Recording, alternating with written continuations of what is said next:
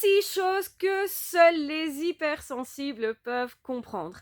Première chose, c'est le fait de rester centré sur une histoire passée et de la ruminer, d'y repenser encore et toujours. Effectivement, quand on est très sensible, on a tendance à plus penser à ce qu'on a vécu, à redécortiquer les choses, et encore plus quand on est au potentiel, parce que là, on va analyser absolument tout dans tous les sens, et donc certaines personnes vont dire mais passe à autre chose, tu n'as pas encore fait ton deuil, tu ne devrais plus être sensible là-dessus, c'était une petite histoire, pourquoi ça te prend tant la tête? Mais parce que je suis hypersensible et parce que moi je veux tout comprendre, et donc ça permet de faire son deuil jusqu'au bout. Donc finalement, c'est un avantage.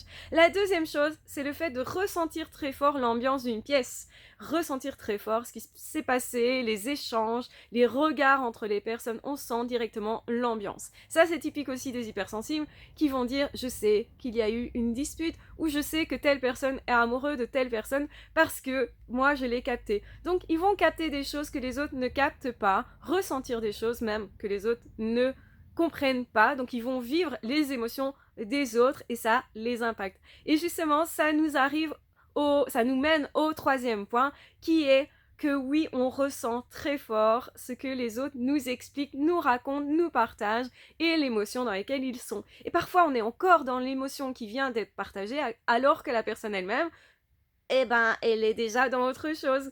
Et donc, comme on est hypersensible, on va encore repenser à ce que cette personne nous a dit, sa tristesse, son passé, et l'autre, elle est dans autre chose, elle vit sa vie, etc. Mais nous, on revit ça, en fait. Autre chose aussi qu'un hypersensible et seul un hypersensible peut comprendre, c'est les variations au niveau justement de l'environnement. Ça peut être du chaud au froid, ça peut être du bruit. On est beaucoup plus sensible au bruit. On entend beaucoup plus de choses du coup. On entend beaucoup plus nos voisins, on entend beaucoup plus les voitures, l'environnement. Donc certains vont choisir du coup d'aller à la campagne pour ça. D'autres au contraire vont quand même avoir besoin d'avoir de la vie autour de soi parce que ça les rassure d'entendre du bruit. Et donc justement, c'est variable d'une personne à l'autre et en fonction de son histoire, l'hypersensible va choisir un environnement ou un autre. Mais c'est vrai que savoir gérer son environnement, savoir mieux le choisir, avoir plus de possibles à ce niveau-là, peut aider vraiment l'hypersensible et seulement l'hypersensible. Encore une chose que seul l'hypersensible peut comprendre, c'est qu'il va forcément avoir beaucoup d'imagination qui vont activer beaucoup d'émotions et que les émotions elles durent plus longtemps.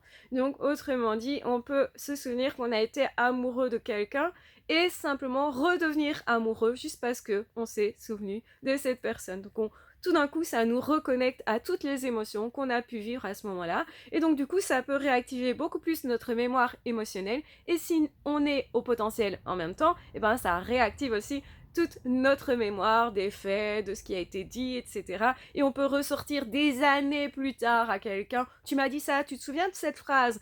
Ouvrez les guillemets, pas vous citer la phrase, fermez les guillemets, et vous, c'est une phrase très précise. Et l'autre ne se souvient même peut-être plus de vous du tout.